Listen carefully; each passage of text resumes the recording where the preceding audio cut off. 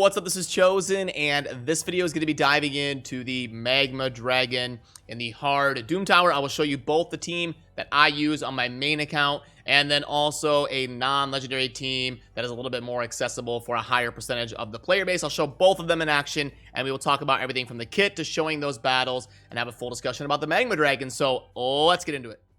Alrighty, so first of all, sorry my Doom Tower videos are a couple days behind. I was traveling and I'm just kind of getting back home and getting back to normal. So I know there are other videos out there about some of these mechanics in the Doom Tower, but I want to do my part in terms of contributing perspective to the Doom Tower in terms of what I am experiencing, because it is the biggest thing to hit raid within the last year for sure, probably since Faction Wars. So we're going to be doing some Doom Tower content and then back into the other kind of normal content for this channel as well. So it's been about a week since I've done a Doom Tower video, so I thought it'd be good to take a look at one of the boss fights that I've got some experience in terms of hard. And I'm going to be working this week to min-maxing my account to try and spend the silver necessary to really progress up to those higher tiers of the Doom Tower now that I'm getting back to normal. But anyway, of the four bosses, I think the Magma Dragon consensus is that it's probably the most straightforward or the most realistic to manage. So that's a good thing. And one really cool thing that I want to make sure and mention right out the gate is down here.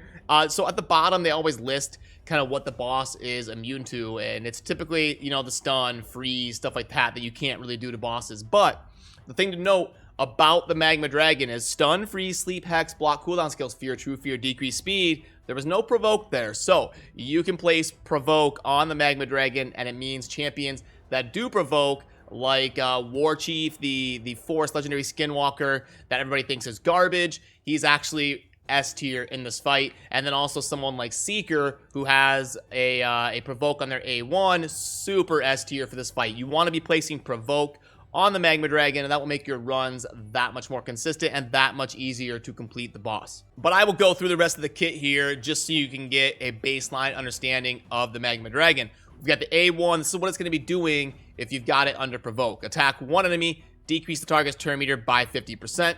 Will target enemies under hex debuffs. Now, in my experience of fighting this boss, that seems pretty easy to resist. That decreased turn meter by 50% seems pretty easy to resist. So if you get any sort of reasonable resistance on your champions, you should be able to resist that pretty consistently. Then we've got the A2 attack. All enemies instantly activate any HP burn debuffs on each target and decrease the duration of those HP burn debuffs by 1 turn. Now remember, for the A2 and the A3, these aren't going to be happening if you've got that provoke, which is what makes that super strong.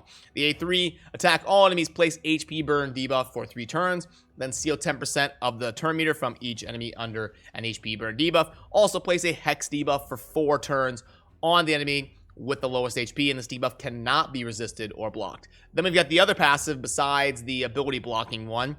Instantly place hex debuff for 4 turns on an enemy whenever they remove a hex debuff from themselves or an ally. Will ignore block damage, shield, and unkillable, and ignore all defense when attacking enemies under a hex. So hex is going to be super devastating to deal with if you let these abilities start snowballing. The Magma Dragon is going to crank out a ton of damage when not provoked.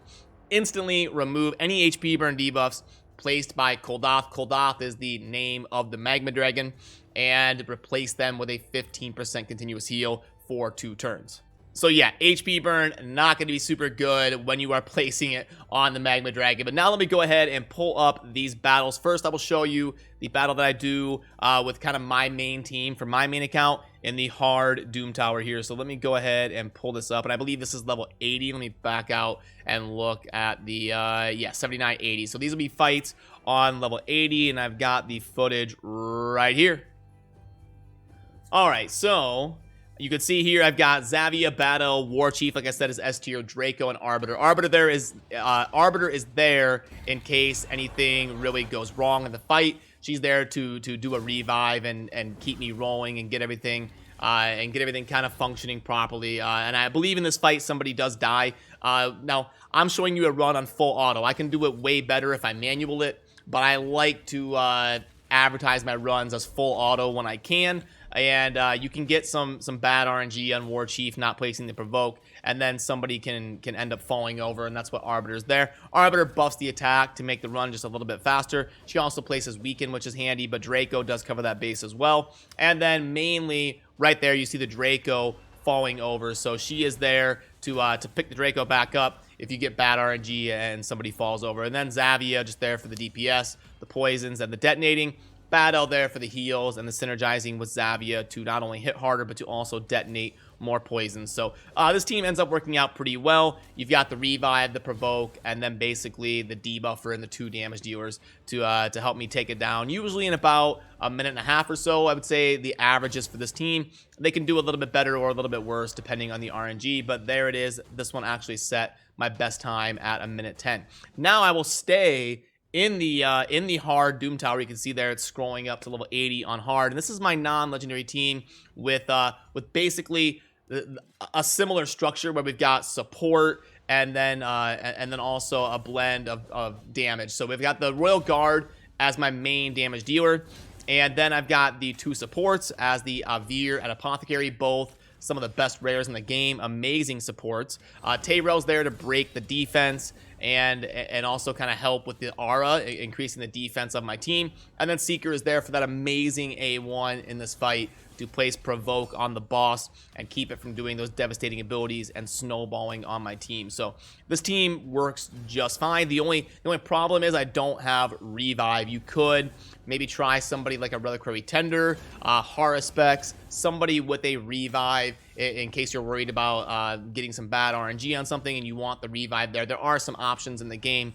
that are non-legendary to give you revive. If you're looking for the run to be like as consistent as possible, having revive can definitely be nice. But on this team, with the Seeker with the A1 provoke and the 2 supports, healing and boosting turn meter and stuff, it ends up working out just fine and ends up being pretty consistent even on the hard difficulties. So this team definitely viable up there on the higher tiers, and when I was sitting here running it on auto, it was working just fine. And you can see the provoke there, the defense break, the attack break, the poison. And basically, as long as you're keeping the provoke on there, it's just kind of a wait and see. He's not too hard to deal with when you've got the provoke on there. Watch the turn right here though.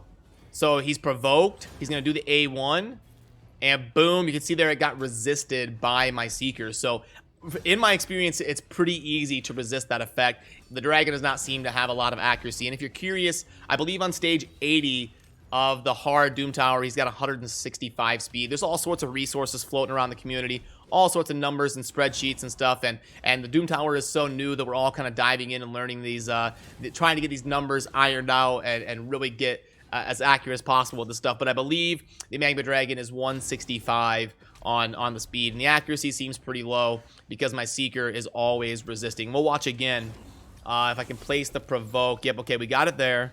Got the provoke from the Seeker, and then right here, the dragon's gonna attack.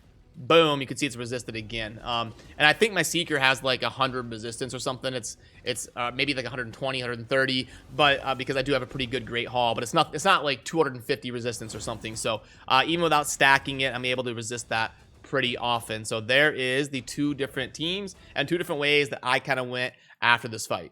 And why not? I will show you the Seeker. I was trying to remember off the top of my head. I mean, it's nothing too impressive in terms of the build. 228 speed and the health and defense is all pretty manageable. The resistance is actually 193. That's a lot higher than I thought that it was. I thought it was lower than that, but he does have a base resist of 45. That's really good. That's really sturdy for an epic champion to have a base resist of 45. So yeah, I did have a pretty decent resist. It was a lot higher than I thought it was. If I remembered right, it was lower than that, but maybe I changed a few pieces of gear around when I was working on stuff. But yeah, anyway, the point is it's pretty resistible. You don't have to stack like 400 resistance or something, or even 300 plus to start getting after resisting some of those effects of the Magma Dragon, or at least the turn meter effect of the A1. It would be pretty devastating if you weren't resisting it. He would be, you know, lowering the turn meter every time he does that ability, but seems pretty easy to resist for my Seeker here at the 193 resistance. So yeah, that's gonna do it for this one. I've got an event coming up here in a couple days with Deadwood Jedi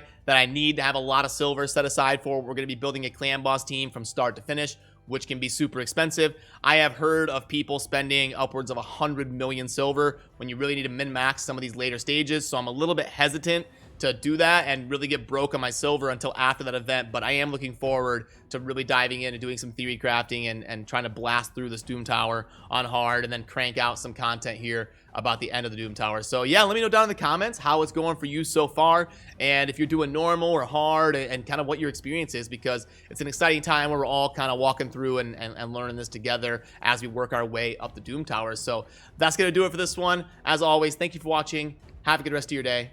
Peace.